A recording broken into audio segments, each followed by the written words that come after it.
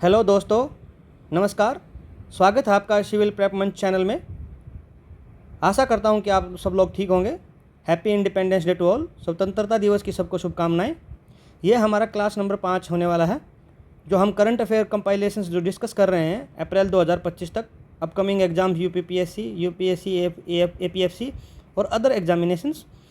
आप इन नोट्स को बाकी एग्जाम्स के लिए एसएससी, सीजीएल, आईबी, एसीआईओ, इन सब के लिए भी यूज कर सकते हैं। ये छोटा सा मेरा इंट्रोडक्शन है। मैंने सेंट स्टीफेंस कॉलेज से बीएससी ऑनर्स फिजिक्स किया है, MSc in physics IIT Delhi से किया है, JRF qualified with all India rank 51, JNU DU बार मैंने मास्टर्स के लिए क्लियर किए हैं और 7 ईयर्स का एक्सपीरियंस है मुझे इस फील्ड में, जिसमें मैं डिफरेंट सिविल सर्विसेज के लिए मैंने प्रिपेयर किया है और उनमें से कुछ क्वालिफाई भी किए हैं। इस तरीके से हमारा कंटेंट का स्ट्रक्चर रहने वाला है सभी क्लासेस में। हम लास्ट में जब अपनी 10 to 11 क्लासेस हो जाएंगी, ये सब टॉपिक्स कवर कर देंगे। ठीक है दोस्तों, जिसमें sports achievement, defence and strategic development, ये सब रहने वाला है। और एक यूपी स्पेशल करंट अफेयर के लिए भी हम एक लेक्चर लास्ट में ले लेंगे, जिसमें 50 to 60 one liners articles discuss करेंगे। आज का पहला आर्टिकल डिस्कस करते हैं दोस्तों। Times Higher Education World Reputation Ranking. इसको टाइम्स हायर एजुकेशन करके एजेंसी है वो निकालती है। फर्स्ट रैंक हार्वर्ड यूनिवर्सिटी को मिला है इसमें, लगातार 14वीं बार हार्वर्ड यूनिवर्सिटी टॉप पे आई है। और joint second Oxford and MIT है। मैसाचुसेट्स इंस्टीट्यूट ऑफ टेक्नोलॉजी अभी यूएसए की है, तो इसमें यूएसए का ही डोमिनेशन है ज़्यादातर।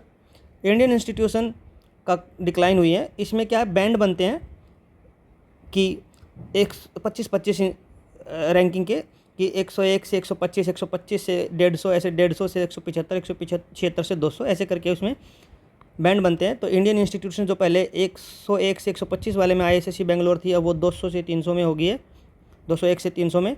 और आईआईटी दिल्ली 151 से 175 से वो 201 से 300 में हो गई है। तो अपनी सारी यूनिवर्सिटीज़ 201 से 300 वाली कैटेगरी में आ गई हैं दोस्तों, जो कि ये हमारे लिए नुकसान की बात है। और इसमें अच्छा नहीं हुआ है हमारा हायर एजुकेशन में। और सेम आईआईटी बॉम्बे तो लिस्ट से ही बाहर हो गई है दोस्तों। तो एजुकेशन रिसर्च भुवनेश्वर एंटर्ड हुई है 201 से 230 वाले बैंड में।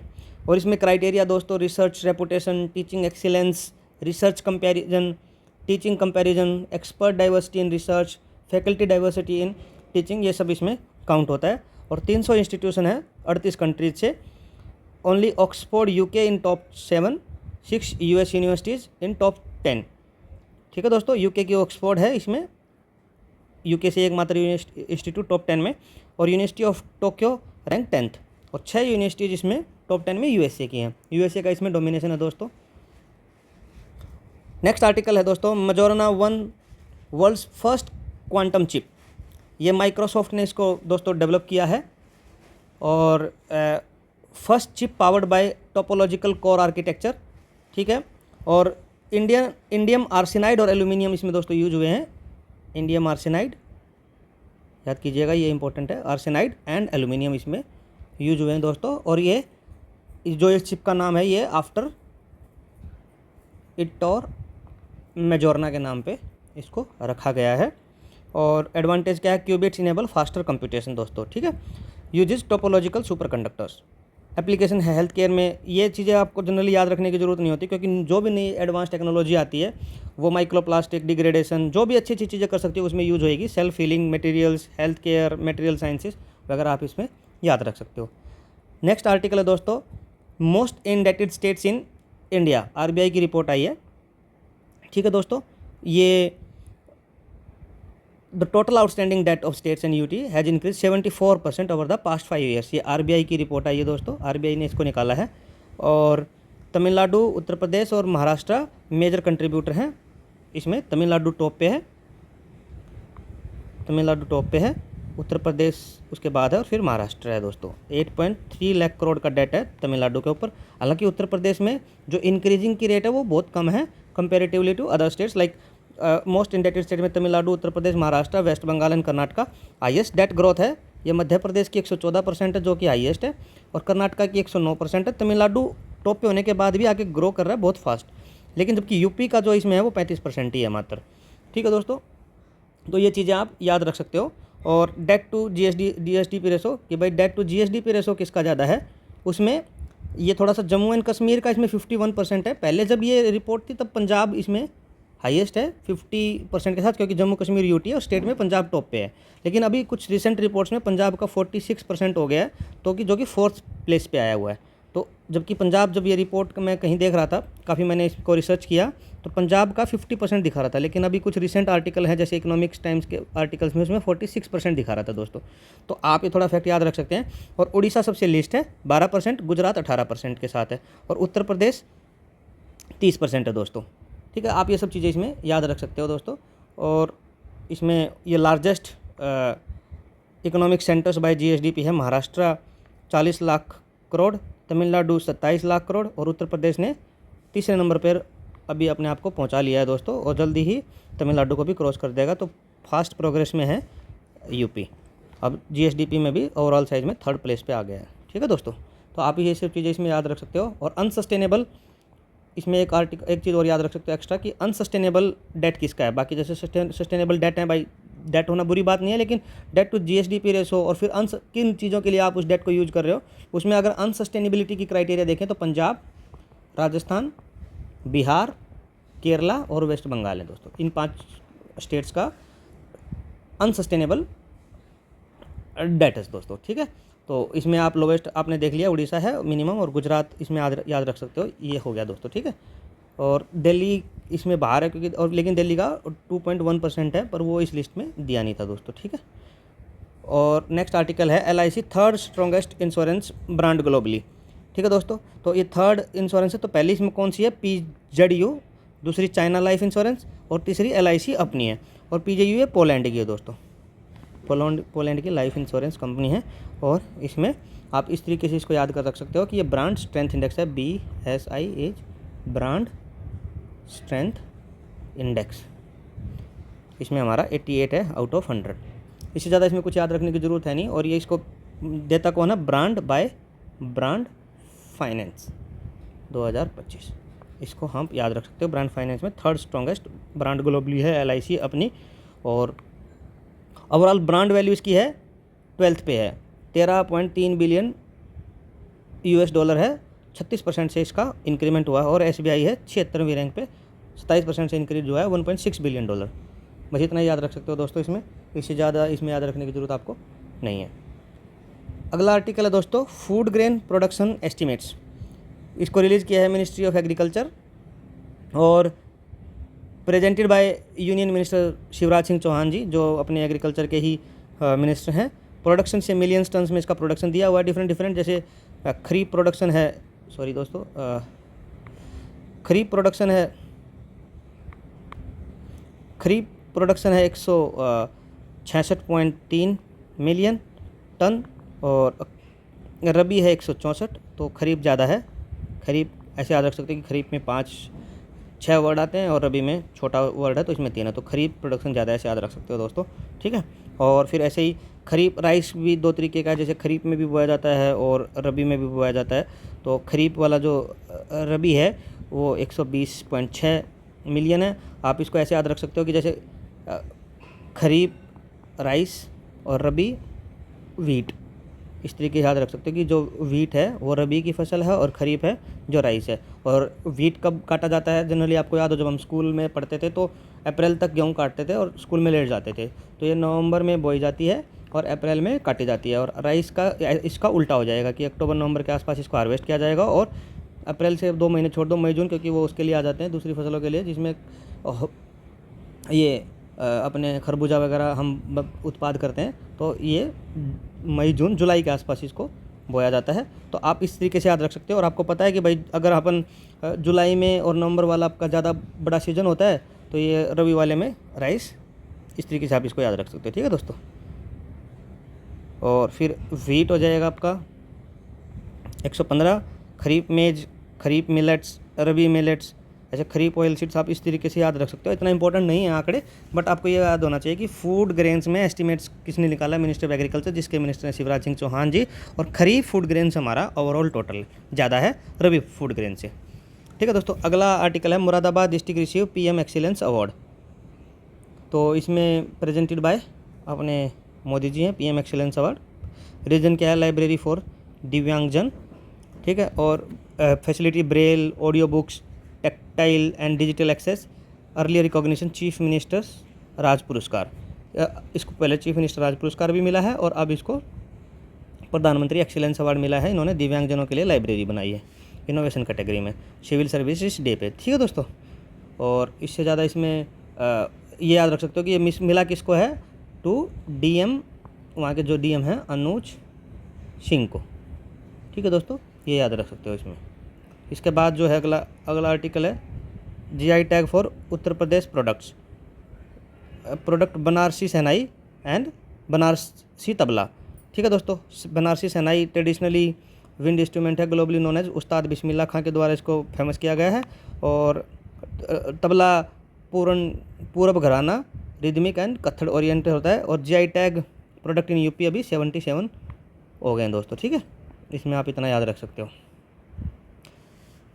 ठीक है दोस्तों, पहले तमिलनाडु के हुआ करते थे IAS 69, अब हमने उसके तमिलनाडु ने उसको, उत्तर प्रदेश ने इसको सरपास कर दिया है। ठीक है दोस्तों, और इसमें इससे ज़्यादा तो याद नहीं रख सकोगे। और हाँ, एक चीज़ और याद रख सकते हो इसमें जीआई टैग को, इसमें लीगल स्टेटस कितने साल तक मिलता है, 10 ईयर्स तक मिलता है। ठीक है दोस्तों, ये हो जाएगा लीगल प्रोटेक्शन फॉर 10 ईयर्स। ठीक है, और पहले अब इनके प्लस 19 इसमें मिला, अभी 19 को मिला है। ठीक है, तो इतना, इससे ज़्यादा इसमें याद नहीं रख सकते दोस्तों। ठीक है दोस्तों, अगले आर्टिकल पर मूव करते हैं। एक्सरसाइज प्रचंड प्रहार, यह tri service integrated multi domain exercise है दोस्तों। इसमें आर्मी, नेवी, एयरफोर्स, इसके अलावा आप एक चीज़ और ऐड कर सकते हो इसमें दोस्तों, अपनी स्पेशल फोर्सेस भी इसका पार्ट रहती हैं। और LAC जो अपनी लाइन ऑफ एक्चुअल कंट्रोल है, इस पर रेडीनेस और बॉर्डर मैनेजमेंट का काम इसका, उसको स्ट्रेंथन करने के लिए ये हम एक्सरसाइज करते हैं। और अब की बार ये अरुणाचल प्रदेश के ईस्टर्न कमांड में, और अरुणाचल प्रदेश ईस्टर्न कमांड में हुई है। बस इतना याद रखना है, इसमें ये सब चीज़ें तो नॉर्मल होती हैं। तो एक्सरसाइज प्रचंड प्रहार, army, navy, air force plus special forces, और कहाँ पे, अरुणाचल प्रदेश। बस इतना याद रखना है। ठीक है दोस्तों, आगे चलते हैं। नेक्स्ट आर्टिकल इसमें हमारा है global happiness report, release by on international happiness day और published by world being research centre at Oxford university. ठीक है दोस्तों, और कोलैबोरेशन रहा है गैलप, वर्ल्ड पोल और UNSDSN एंड इंडिपेंडेंट एक्सपर्ट इसमें रहे हैं। United nation sustainable development social networking, ऐसे करके आप इसको याद रख सकते हो कि इन लोगों ने इसका पार्टनर है। और इसमें टॉप रैंक रहा है फिनलैंड का, सेकंड रहा है डेनमार्क का, और तीसरा है आइसलैंड का दोस्तों, फोर्थ स्वीडन, फिफ्थ नीदरलैंड। इतना याद रखने की जरूरत नहीं है, बस आप एक टॉप याद रख सकते हो कि फिनलैंड से कैसे याद रख सकते हो कि भाई हैप्पीनेस आती है फन से, और फन कहाँ है, फिनलैंड में। बस आप इसको ऐसे याद रख सकते हो। ठीक है, और न्यू एंट्रेंट है इसमें कोस्टा रिका 6th पे है और मैक्सिको 10th पे है। और इजराइल है रैंक्ड 8th इन डिस्पाइट कन्फ्लिक्ट। ये थोड़ा याद रखने की चीज़ है कि भाई हैप्पीनेस इंडेक्स में अभी भी इजराइल का 8वां स्थान बना हुआ है। ये सब लड़ाई होने के बावजूद भी, कितना डिस्प्यूट है, कन्फ्लिक्ट कितने चल रहे हैं, फिर भी उनका ये हाथ इतनी अच्छी रैंकिंग पे है। ठीक है दोस्तों, और लिस्ट हैप्पीनेस है अपना अफगानिस्तान। और special concern 19% youth globally feel they have no one to trust.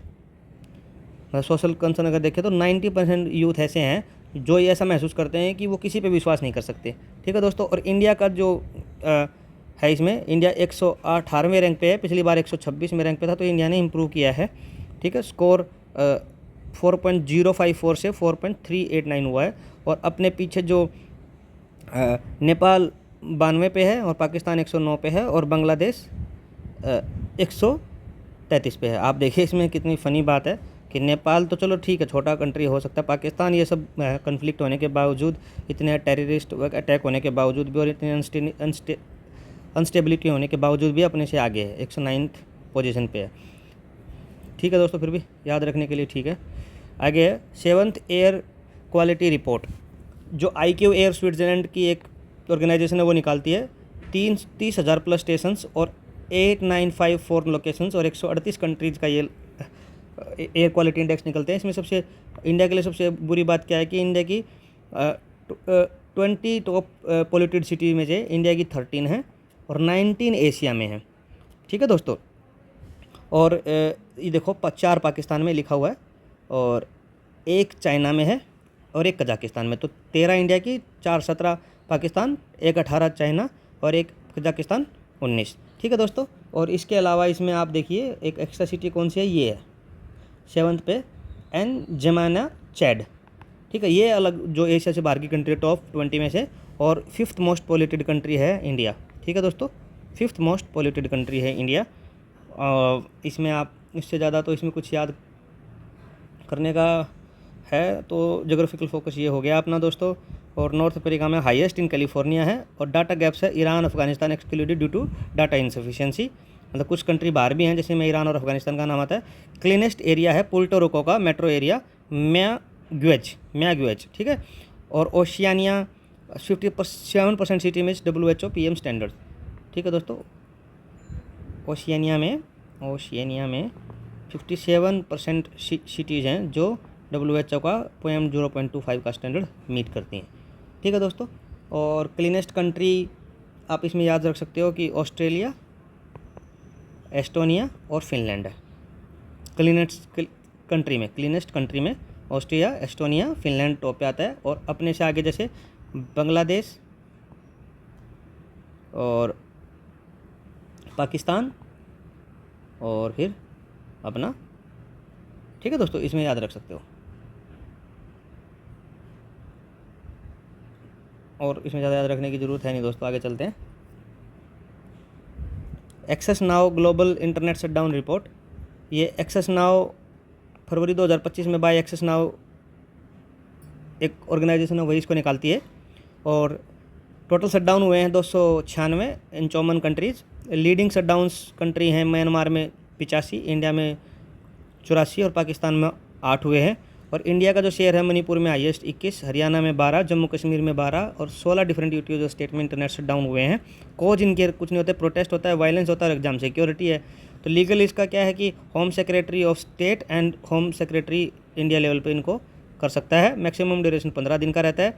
Supreme court ने इसका प्रेसिडेंट सेट किया था कि Anuradha Bashir versus union of India case में कि इंडेफिनेट बैन इज इलीगल, जिसमें राइट टू इंटरनेट हमारा फंडामेंटल राइट भी डिक्लेयर हुआ था। ठीक है दोस्तों, फंडामेंटल डिक्लेयर हुआ था राइट टू एक्सेस इंटरनेट।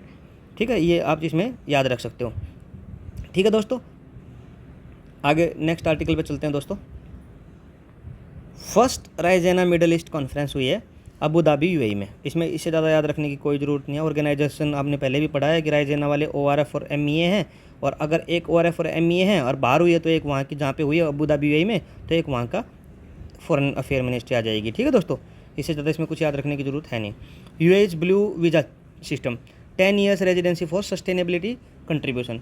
आप इसमें बहुत अच्छा इनिशिएटिव है ये यूएई का, जिसमें उन्होंने ये ब्लू वीज़ा निकाला, जिसमें जो एनवायरमेंटलिस्ट हैं, जो एनवायरमेंट सस्टेनेबिलिटी में कुछ कंट्रीब्यूट कर सकते हैं, उनको 10 years का वहाँ पे वीज़ा मिलेगा। ठीक है दोस्तों। और ऐसे ही इनसे पहले इन्होंने इस तरीके से निकाले थे, जैसे गोल्डन वीज़ा, वो इन्वेस्टर्स साइंस टेक में जो कोई इन्वेस्ट करेगा उनके लिए गोल्डन वीज़ा आया था। फिर उनका ग्रीन वीज़ा आया था कोई स्किल्ड प्रोफेशनल्स के लिए। तो अब यूएई का ये तीसरा है, ऐसे आप याद रख सकते हो कि यूएई की तरफ से ये तीसरा है। सबसे पहले आया था गोल्डन, फिर आया था उनका ग्रीन वीज़ा और तीसरा है अभी ये ब्लू वीज़ा सिस्टम। तो ब्लू वीज़ा सिस्टम क्या है, जो एनवायरमेंटलिस्ट हैं, जो सस्टेनेबिलिटी में सस्टेनेबल एनवायरनमेंट बनाने में, सस्टेनेबिलिटी में कंट्रीब्यूट करेंगे क्लाइमेट के रिगार्डिंग, उनको वो लोग वीज़ा देंगे। ठीक है दोस्तों। और इससे पहले गोल्डन हुआ था इन्वेस्टर्स इन साइंस टेक्नोलॉजी के लिए और स्किल्ड प्रोफेशनल्स के लिए ग्रीन वीज़ा करके लोग लेके आए थे। ठीक है। और ये 2024 में लॉन्च हुआ और 10 years का रेजिडेंसी देंगे वो लोग। और एप्लीकेंट जितने भी जाएंगे वो उनको must contribute to UAE net zero 2050 goal, जो 2050 तक नेट कार्बन एमिशन या फिर नेट कार्बन एमिशन जो गोल है उनके 2050 तक, उसमें कंट्रीब्यूट करने चाहिए वो लोग। बहुत अच्छा आर्टिकल है दोस्तों। और आर्टिकल इस सेंस में भी इंपॉर्टेंट है कि इस तरीके के इनिशिएटिव बाकी कंट्रीज़ भी ले सकते हैं। और मिनिस्ट्री ऑफ क्लाइमेट चेंज और ICP international council for partnership ने, ICP मतलब इंटरनेशनल काउंसिल फॉर पार्टनरशिप ने इसको लॉन्च किया है। और फेज़ 1 है 20 sustainability expert to receive visa. पहले फेज़ में 20 लोग ही आएंगे और 24/7 ICP international council for partnership पे आप वेबसाइट पे इसको अप्लाई कर सकते हैं। ठीक है दोस्तों। और इससे ज़्यादा इसमें कुछ याद रखने का है नहीं। नेक्स्ट आर्टिकल पे मूव करते हैं। अगला है 8th India ocean conference. Indian ocean में जो कंट्रीज़ हैं उनका हर बार कॉन्फ्रेंस होता है, तो इसका 8वां एडिशन है वो मस्कट ओमान में हुआ है, ठीक है। और इसमें ओमान के ministry of finance affair, Oman के मिनिस्ट्री ऑफ फाइनेंस अफेयर और RSIS बेंगलोर, ठीक है। इसमें आप इसको याद रख सकते हो राजरत्नम, इसका RSIS में का फुल फॉर्म क्या है सिंगापुर वाले का, Rajaratnam school of international studies. Raj इसको अच्छा लिख देता हूँ मैं यहाँ पे कहीं ऊपर,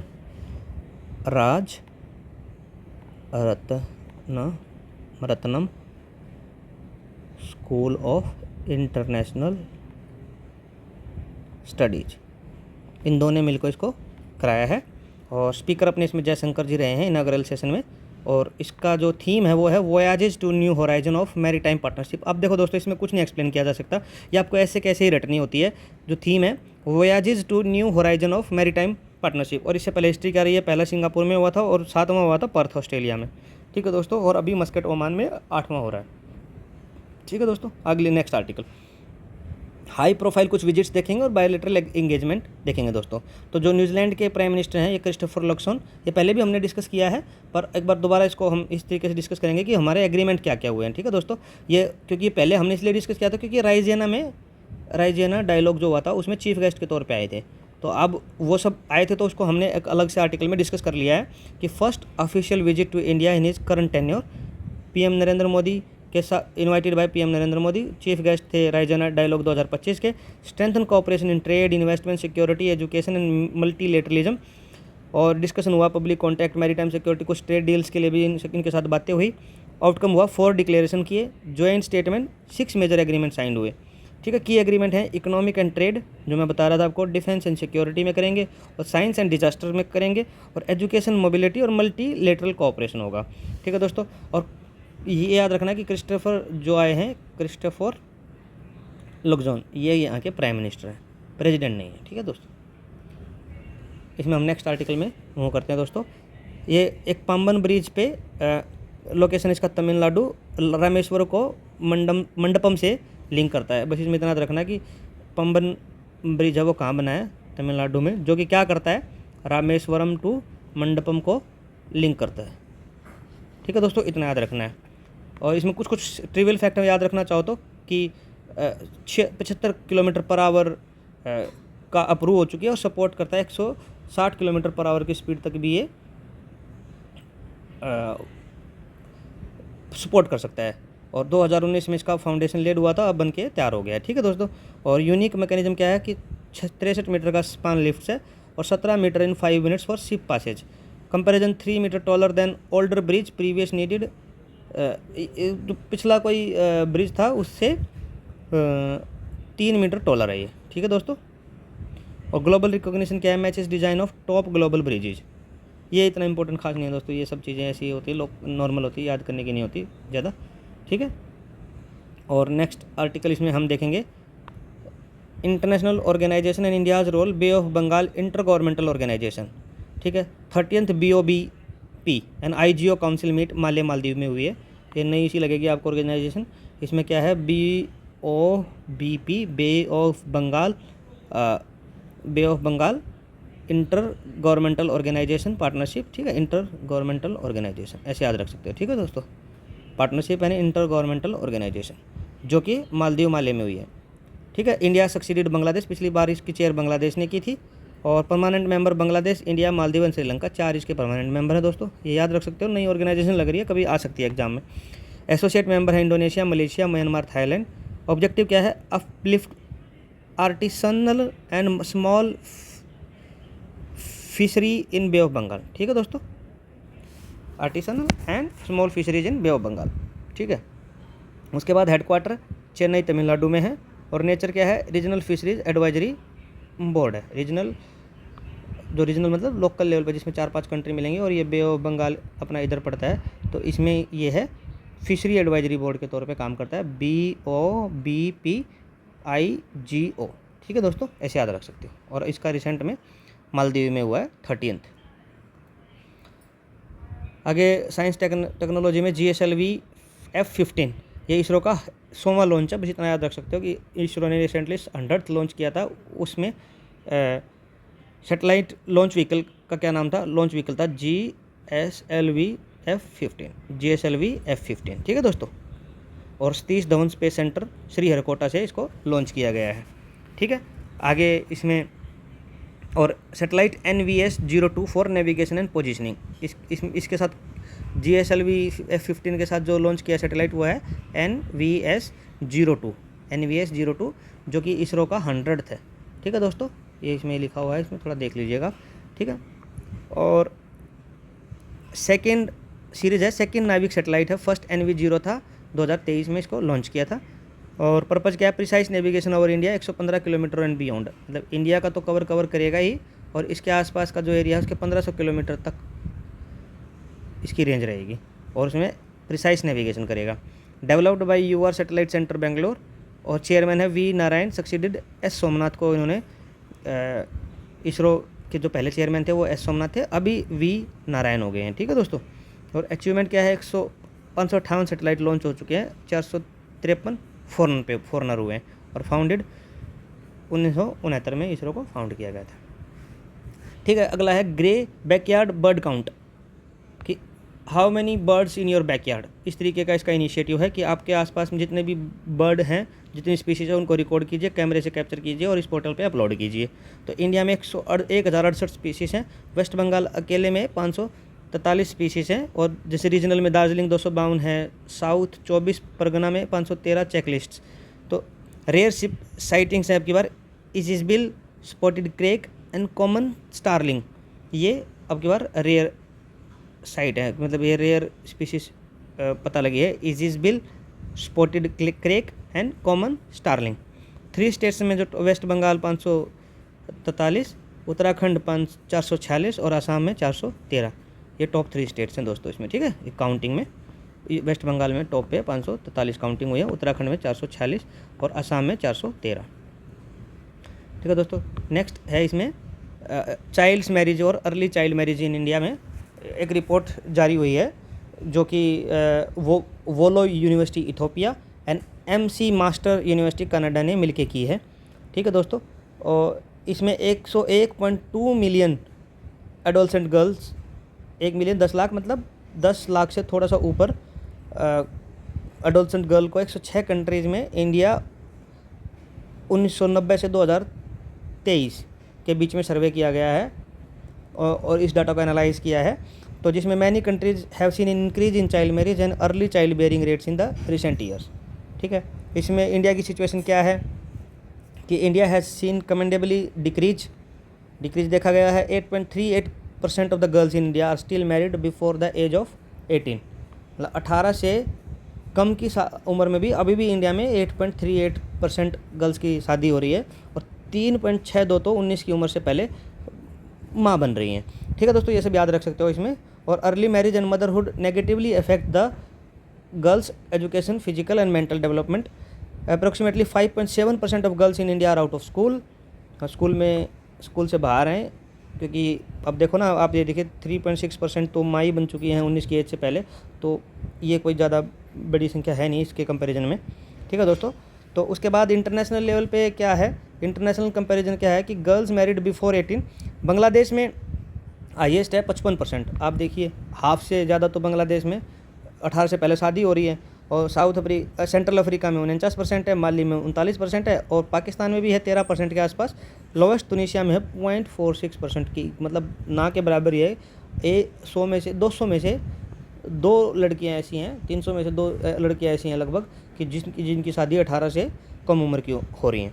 और जो 19 से पहले माँ बनती हैं वो उसमें बांग्लादेश टॉप पे, यहाँ 49 है, तो यहाँ 30% है। सेंट्रल अफ्रीका वही है, इंडिया 3% है, और अब पाकिस्तान में इंडिया से ज़्यादा है, 6% है, ठीक है दोस्तों, ये याद रख सकते हो। अगला है world water development report release by UNESCO, UN agency है, ये इसको रिलीज़ करती है। 2 मिलियन लोग हैं जो टोटल पॉपुलेशन है वर्ल्ड का, उसमें से जो सीवियर प्रॉब्लम फेस कर रहे हैं फ्रेश वाटर की एंड फूड की। तो ये इस रिपोर्ट का एक हाईलाइट है, इसको याद रख सकते हो। ज़्यादा से इसमें बाकी तो इसमें बहुत सारे फैक्ट हैं, इसको इतना याद रखने की जरूरत नहीं है। और ये याद रख सकते हैं कि global ice curved surface decrease by 7.79% between 1980 और 2022 के लगभग 7%, जो 7-8% के लगभग जो आइस है वो पिघल चुकी है, मतलब जो आइस कवर था वो डिक्रीज हो चुका है। तो ये भी बहुत अलार्मिंग सिचुएशन है दोस्तों, जिसे आप देखोगे ना फिर ये भूस्खलन और ये सब होता है, क्लाउड बर्स्ट टाइप या फिर एवलांचे टाइप की एक्टिविटीज़ होती हैं, ये सब इनके पिघलने से ही होंगी और फिर वहाँ पे मास डिस्ट्रक्शन होगा। ठीक है दोस्तों। और इसमें नेक्स्ट कुछ याद रखने का है कि 2.7 lakh glaciers cover approximately 7 lakh of square kilometre. ये याद रख सके कि 2.75 लाख ग्लेशियर हैं जो 7 लाख स्क्वायर किलोमीटर को कवर करते हैं। और वर्ल्ड वाटर डे इसमें इंपॉर्टेंट है कि भाई 22 मार्च को वर्ल्ड वाटर डे मनाया जाता है। थीम क्या थी अब की बार की 2025 वाले की? Glacier conservation emphasizing immediate action for glacier protection and reducing global temperature. Global temperature कम होगा तो ग्लेशियर की मेल्टिंग कम होगी, तो इसमें सिंपल इन्होंने एक थीम बना दिया कि glacier conservation emphasizing immediate action for glacier protection and reducing global temperature.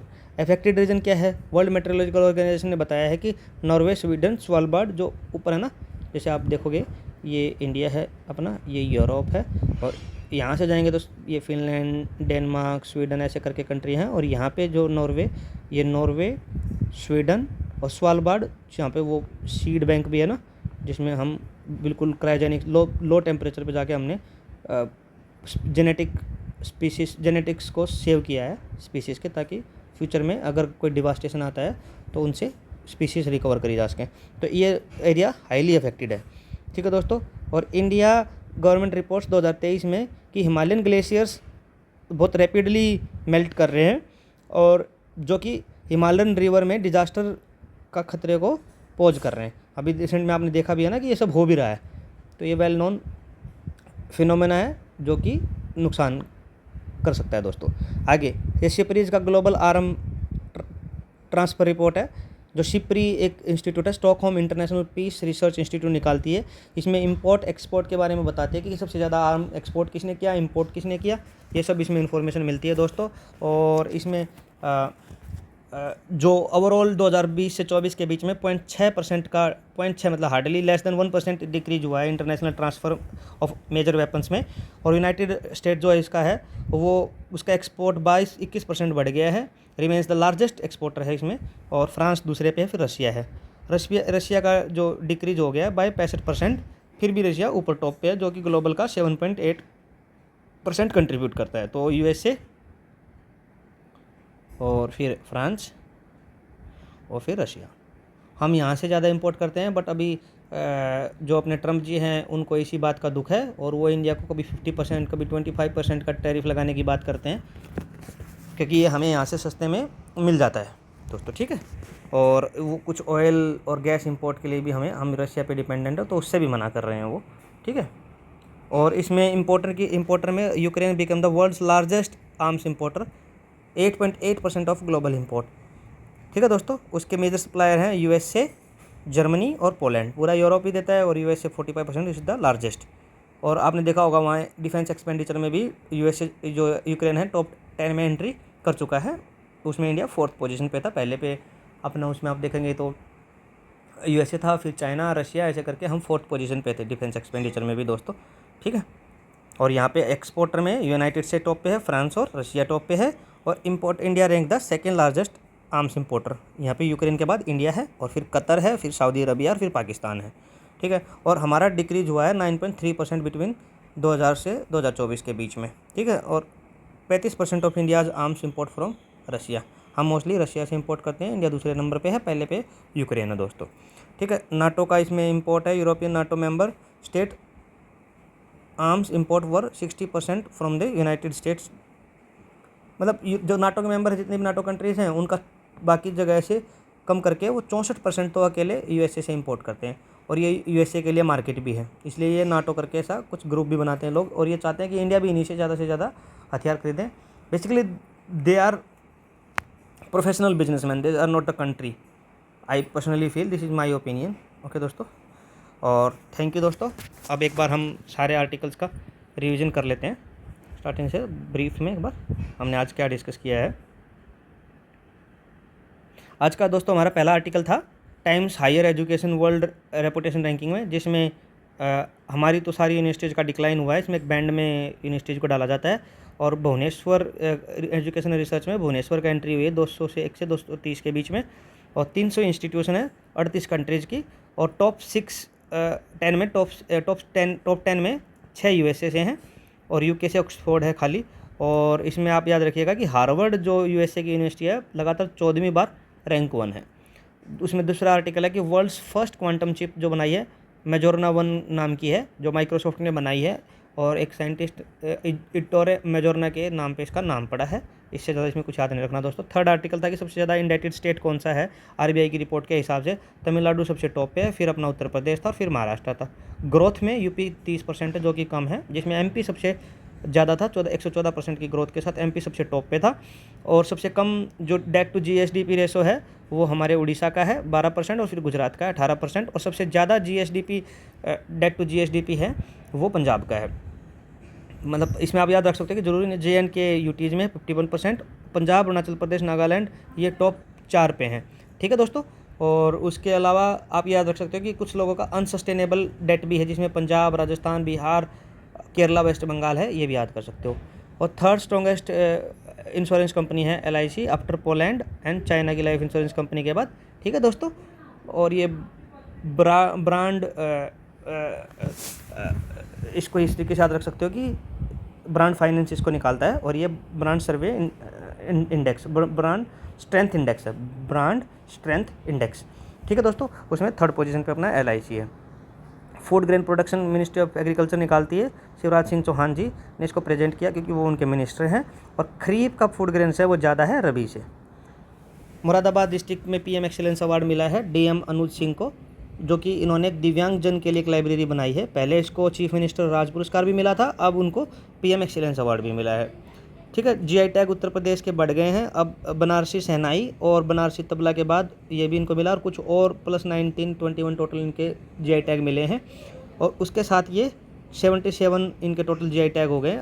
इससे पहले देखेंगे तो -21 करके से देखोगे तो 56 के आसपास इनके GI टैग थे, तो जब ये सेकंड पोजीशन पे था। अब तमिलनाडु 69 के साथ सेकंड पे आ गया है और ये 77 के साथ फर्स्ट पोजीशन पे हो गए GI टैग में। ठीक है।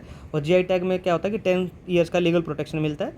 आप इतना इसमें याद कर सकते हो। ठीक है दोस्तों। नेक्स्ट है प्रचंड प्रहार एक्सरसाइज किसकी है? ट्राई मिलिट्री एक्सरसाइज है। लाइन ऑफ एक्चुअल कंट्रोल पे रेडीनेस चेक करती है और इसमें army, navy, air force plus special forces ने इसको मिलके कंडक्ट कराया है अरुणाचल प्रदेश में। ठीक है दोस्तों।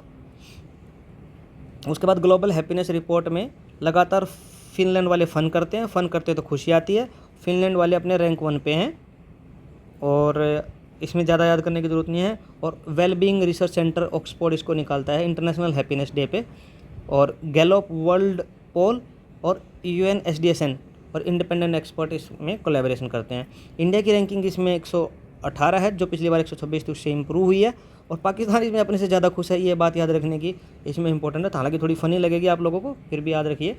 और 7th air quality report IQ air Switzerland की एक एजेंसी वो निकालती है और जिसमें इंडिया को 5th मोस्ट पॉपुलेटेड कंट्री हुआ है। पिछली बार जब ये हुई थी हम इसमें 3rd मोस्ट पॉपुलेटेड कंट्री थे, अब हमारी थोड़ा इम्प्रूव हुई है। लेकिन ज़्यादा इतना कुछ इसमें खुश होने की बात नहीं है क्योंकि टोटल 20 टॉप पॉपुलेटेड सिटीज़ में 13 अपनी हैं, तो ये बहुत हमारे लिए अच्छी बात नहीं है। और 4 पाकिस्तान की हैं और 1 चाइना और कजाकिस्तान की, और एशिया से बाहर की सिर्फ 1 है, वो की ये है चाड की। ठीक है दोस्तों, ये इतना याद रख सकते हो। सबसे अच्छा क्लीनेस्ट एरिया है प्यूर्टो रिको का मैग्वेच मेट्रो एरिया है। ठीक है। एक्सेस नाउ का इंटरनेट शटडाउन की रिपोर्ट है दोस्तों, जिसमें इंडिया दूसरे नंबर पे, म्यांमार में 85 हुए और इंडिया में 84 हुए हैं। और मणिपुर, हरियाणा, जम्मू कश्मीर ये टॉप कंट्रीब्यूटर रहे हैं। कारण इनका क्या होता है कि प्रोटेस्ट हो रहे होते हैं, वायलेंस हो रही होती है और एग्जाम सिक्योरिटी। ठीक है। होम, ये इसमें फैक्चुअल बात याद रखने की है कि 15 दिन का मैक्सिमम ड्यूरेशन होता है। और टेलीकॉम एक्ट 2023 और टेलीकॉम रूल्स 2024 के बेसिस पे इसको लगाया जाता है। और होम सेक्रेटरी, चाहे वो स्टेट वाला हो और होम सेक्रेटरी सेंटर वाला, ये इनके पास इसकी पावर होती है। ठीक है। और अनुराधा बशीन केस में, जिसमें access to internet fundamental right declare किया था सुप्रीम कोर्ट में, उसी में इंडेफिनेट बैन्स इलीगल है इंटरनेट शटडाउन का। ठीक है दोस्तों। First rise in Middle East, यह अबू धाबी में हुई है। ORF इसको कराते हैं, हम पहले डिस्कस कर चुके हैं। UAE का ब्लू वीज़ा है, जो एनवायरमेंटलिस्ट, जो एनवायरमेंट सस्टेनेबिलिटी में उनको हेल्प करेंगे और उनके नेट जीरो को 2050 के टारगेट को हेल्प करेंगे मीट करने में। उनको 10 ईयर्स का रेजिडेंसी वीज़ा है, ब्लू वीज़ा UAE का। 8th Indian ocean conference musket Oman में हुई है, इससे पहले पिछली हुई थी पर्थ में। इतना याद रखना दोस्तों, इसमें ज़्यादा कुछ नहीं। और हाई प्रोफाइल जो क्रिस्टोफर लक्सो ने, इतना याद रखना कि उसके न्यूजीलैंड के प्राइम मिनिस्टर हैं। ठीक है दोस्तों, रायसेना में चीफ गेस्ट थे हमारे, इतना याद रखना है। उसके बाद पाम्बन ब्रिज बनाया है तमिलनाडु में, इतना याद रखना है, और उसमें रामेश्वरम टू मंडपम को जोड़ेगा, बस दोस्तों। ठीक है, इतना याद रखना है। उसके बाद था हमारा बे ऑफ बंगाल वाला, bay of Bengal inter governmental organisation, जिसकी मीट हुई है 30th इन मालदीव में। मालदीव में इसकी 13वीं मीटिंग हुई है, जिसमें इंडियन ओशन में fishery regional fishery advisory body की तरह ये काम करती है। और इसके जो बांग्लादेश, इंडिया, श्रीलंका और मालदीव, ये 4 कंट्री, जैसे ये इंडिया, ये श्रीलंका और ये बांग्लादेश और ये मालदीव इधर, तो ये मालदीव ये 4 कंट्री मिला के इसके परमानेंट मेंबर हैं। और इंडोनेशिया, मलेशिया, म्यांमार, थाईलैंड ये इसके एसोसिएट मेंबर हैं। ठीक है दोस्तों, इतना याद रखना है। और GSLV F-15 लॉन्च व्हीकल से हमारा इसरो का 100th लॉन्च हो गया है ये, जिसमें सैटेलाइट NVS-02 को लॉन्च किया है सीरीज में, जो नाविक की सीरीज में दूसरा है। NVS-01 हम पहले लॉन्च कर चुके हैं 2023 में, और इसका है प्रिसाइज नेविगेशन ओवर इंडिया, और 1500 किलोमीटर के उसके आसपास के एरिया को कवर करने के लिए नेविगेशन के लिए यूज किया जाएगा। ठीक है दोस्तों, और इसको किया है UR सैटेलाइट सेंटर बेंगलोर ने इसको डेवलप किया है, और एट प्रेजेंट हमारे इसरो के चेयरमैन है V नारायण। और फिर ग्रेट बैकयार्ड काउंट, मतलब आपके बैकयार्ड में कितने बड़े हैं उसको काउंट करना, तो इसके जो हाईएस्ट मिले हैं वेस्ट बंगाल में 543, इतना याद रखना है। ठीक है दोस्तों। और चाइल्ड मैरिज और अर्ली चाइल्ड बेयरिंग इंडिया की एक रिपोर्ट आई है, जिसमें वोलो यूनिवर्सिटी इथोपिया और मैकमास्टर यूनिवर्सिटी कनाडा ने इसको निकाला है, जिसमें अर्ली एज पे 18 से कम साल की उम्र में कितने % लड़कियों की शादी होती है, और 19 साल की उम्र से पहले कितने % माँ बन जाती है, उसका रिकॉर्ड है। जिसमें बांग्लादेश की हालत बहुत ही ख़राब है, 55% 18 साल से कम महिलाएं शादी हो जाती है, और 19 से पहले बच्चा 30% लड़कियों को हो जाता है। इंडिया इसमें 3% तो हम मैरिज एट बिफोर 19 और मतलब चाइल्ड बिफोर 19 3% है, और 18 मैरिज बिफोर 18 हम 8.38% पे हैं। तो इतना याद रखिएगा कि जो एक बार मैं लिख देता हूँ, 8% के आसपास तो बिफोर 18 हमारी मैरिज हो रही है इंडिया में लड़कियों की, और 3% बिफोर 19 चाइल्ड बेयर कर लिया। ठीक है दोस्तों। उसके बाद नेक्स्ट है वर्ल्ड वाटर डेवलपमेंट रिपोर्ट, ये इतना याद रखना है। इसमें इसमें याद रखने की ज़रूरत है नहीं कि यूनेस्को इसको रिलीज़ करता है, फर्स्ट इंपॉर्टेंट थिंग। और 2 बिलियन लोग टोटल वर्ल्ड के 8 बिलियन लोगों में से सीवियर फ्रेश वाटर और फूड की प्रॉब्लम को फेस कर रहे हैं।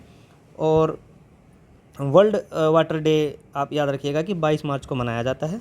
ठीक है। और मोस्ट अफेक्टेड जो रीजन है, जिसमें ये ग्लेशियर मेल्ट होने से जो एरिया है, वो स्वीडन, नॉर्वे, स्वालबर्ड वाला एरिया है। ठीक है दोस्तों। और नेक्स्ट है शिपरी की जो आर्म्स ट्रांसफ़र की रिपोर्ट है, जिसमें USA टॉप नंबर का एक्सपोर्टर है, फिर फ्रांस है, फिर रशिया है। रशिया का एक्सपोर्ट बहुत कम हुआ है, फिर भी 3rd पोजीशन पे है। हमारा 35% रशिया से ही आता है, और यूक्रेन मोस्ट लार्जेस्ट इंपोर्टर है, हम 2nd पोजीशन पे हैं। ठीक है। और हमारा ज़्यादातर रशिया से आता है दोस्तों। हमारे बाद कतर और सऊदी अरबिया और पाकिस्तान है। ठीक है। और नाटो के जो मेंबर कंट्री हैं, उनका 64% जो इंपोर्ट करते हैं वो कंट्री, वो सारा USA से करते हैं। थैंक यू दोस्तों for watching the lecture. Keep supporting, like share subscribe कीजिए ताकि अपना रीच बढ़ाइए। ऐसे करके ये हमारा जो थोरोलिज्म आर्टिकल की स्टडी करनी थी, ये हमारा उसमें लास्ट लेक्चर था। अब हम एक करंट अफेयर का जो MCQ सीरीज़ है वो लेके आएंगे, और जो 1 लाइनर इन्फॉर्मेशन जो बची है हमारी अप्रैल से पहले तक के जितने भी करंट अफेयर के लिए है, उसकी भी हमारी 5-6 क्लासेस आएंगी। ये इन आर्टिकल को आपको थोरोली स्टडी करना है, उनको आपको बस 1 लाइनर इन्फॉर्मेशन होंगी और काफ़ी फैक्चुअल होंगी, उनको आपको याद करना है। आज के लिए इतना ही दोस्तों, खुश रहिए और मिलते हैं अगले लेक्चर में दोस्तों। धन्यवाद।